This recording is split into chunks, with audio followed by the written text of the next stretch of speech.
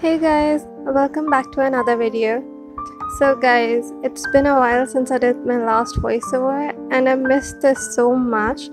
I felt like I wasn't communicating with you guys at all, so I really wanted to do this voiceover. Anyways, as you guys know that I always have a cover page for welcoming the next month, and for this time it's October. And since it's going to be winter soon, I wanted to do something green. And so what can be better than plants? So for this cover page, I decided to paint Monstera deliciosa or deliciosa. I don't know. I think this is how you pronounce it, right? Do correct me if I did it wrong. Anyways, I am drawing these huge leaves. So I wanted to paint the whole plant, but I also wanted the page to be filled as well. And I wanted the leaves to really show and stand out. So that is why I actually decided on this plant because it has huge leaves which can really show and can be really prominent when you paint it. So I'm just drawing these random leaves. I actually had a reference photo from which I decided on the location of the leaves, but then I also made some changings according to how I really wanted it. And you can see that I made a lot of changings here and there about how I wanted the leaves to be and where I wanted the shadow part and how I wanted the highlights to be. So I drew them according to that, but firstly I also marked a central line right in the center of the page, which helped me guide where my leaves should actually be.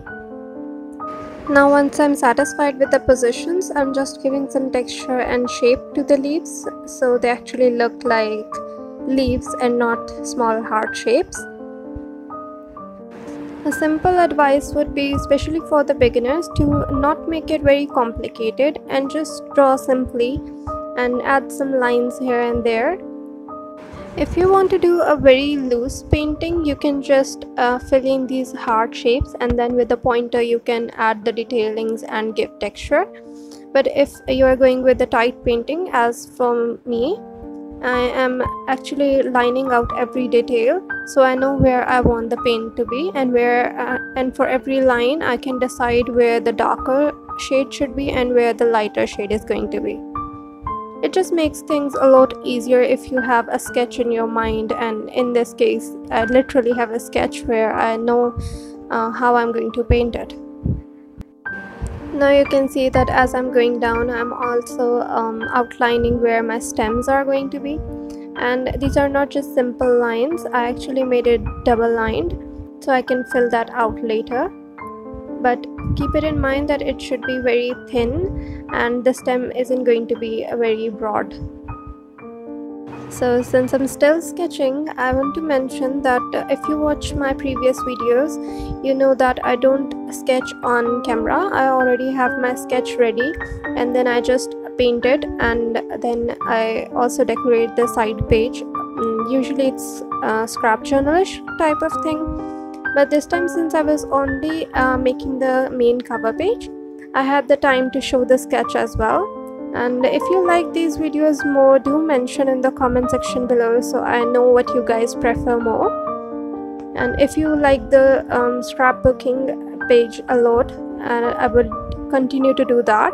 But if you want to see the sketching and then paint, if you want to see all of that, do mention that in the comment section below as well, so I would know where you stand and then I would start doing things according to that. Also guys, if you have any request for our next video, something you want us to paint, or any questions that you have in mind, you can definitely write them down in the comment and we will try to answer them or try to paint them for you guys.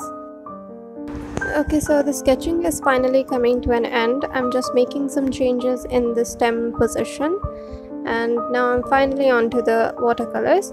The watercolors that I use are Faber-Castell tablet paints, which is a set of 12, and it basically has a lot of and all of the basic colors that you can need. And also you can literally make any color from these. Like if I have two greens in this, I can make any kind of green with just a little hint of red or blue or yellow. So it has all the basic requirements. Plus for these leaves I have these small holes which I'm not going to fill, and I'm going to have that with the same color as the background. For the leaves I'm using simply two colors, a light green shade which I used for the background, like for filling the whole leaf at first. Then I'll let it dry a bit and I am simply adding a darker shade of green. Considering all the highlights and shadows I am and also the position of the leaf, I am just giving some shades to it. Also, I'm completely going to paint the first leaf because I want to test out all the colors and shadows, and then I will paint further. But this is simply what I'm going to repeat for all of the other leaves as well. Although the color is quite light for now, I'm going to add more shades once it's dry. So while it's drying, I'm moving on to these two leaves. Also, I want to mention that the colors are not as neon as it seems at the moment. It's just because of the camera and lighting. I'm going to change the filter later, so you would see a better result and the better colors. Also, as you can see that once the paint was a bit dry, I added more shades to it. I'm using the same two colors, which is light and dark green, but then I just changed the consistency and the liquid mixture in it. I'm simply outlining it with a darker shade, but also I am changing the thickness at some places so it would give more texture.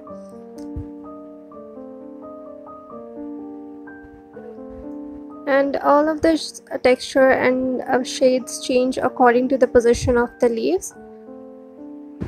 The main key to painting is to know the shadow area. Like if you know your light source, you know where the shadow resides, and because of that it can change the whole outlook of your painting.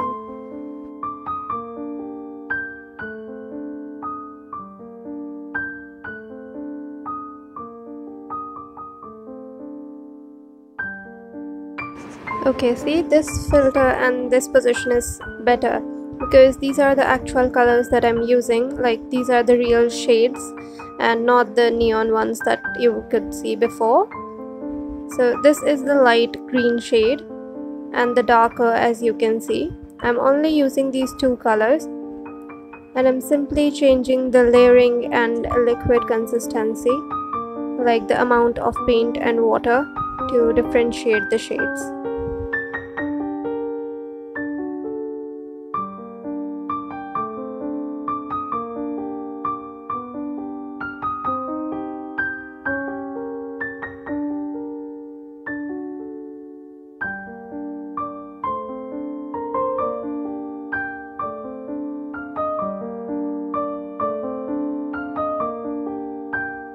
Also, I say this in each and every of my watercolor video that once the watercolors dry, their color is very light to how you actually painted it. So even if the color gets a bit dark, don't worry about it and let it dry, and you would see that it gets a lot lighter when it dries. So you can actually add more details later on, like I did in this painting. I added details once it was dry so it would look more prominent. On a side note, don't I love the word prominent a lot? Like I say this each and every minute. Whenever I start recording, I say the word prominent for each and every one of my painting. But that's actually what I mean by it.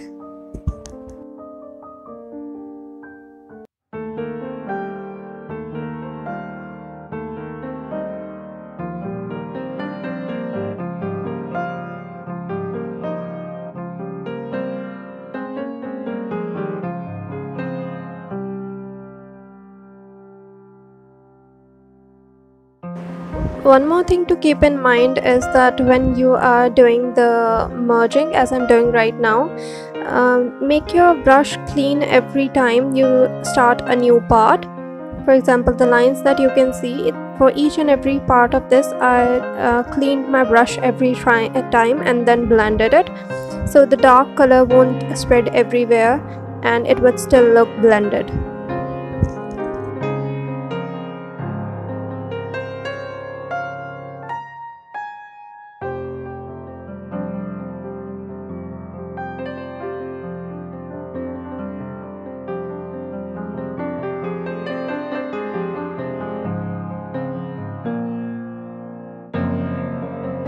Now that I'm mostly done with the leaves, I'm moving on to the stems. So the color that I'm using for stems is actually a simple brown shade but very dark one. So it's not a reddish color like burnt sienna, and it's also not yellowish muddish to raw amber. It's simply a brown shade that I used for the stem. Okay, so once the stem is done, let the painting dry, and please note that completely let it dry. And then I'm simply going to paint a rectangular shape in the middle of the painting, and I'm going to let the leaves spread out and keep the color right at the middle so it would be more prominent. Also, the color I'm using is a peachish pinkish matte shade, and it's also one of the pastel shades, you can say. Usually it's called a brick pink color, but since I kept it a bit to the peachish side, you can also say it a peach pink color. But it went so well with the leaves, and you can see once I take out the masking tape, it will look a lot more prettier than you think. Also, the holes that I kept empty, the ones within the rectangular, I'm going to paint them in the same color as well. Now that the painting is done, I simply wrote October at the bottom with the same brown shade that I made for the stems, and I wanted to record it, but somehow the camera wasn't recording, so it didn't get recorded. But yeah, I simply wrote October at the bottom right corner, and that's it for the painting. I hope you guys liked the video. Don't forget to hit the like button and subscribe. Also, if you have any questions, you can simply leave them down below. Thank you for watching.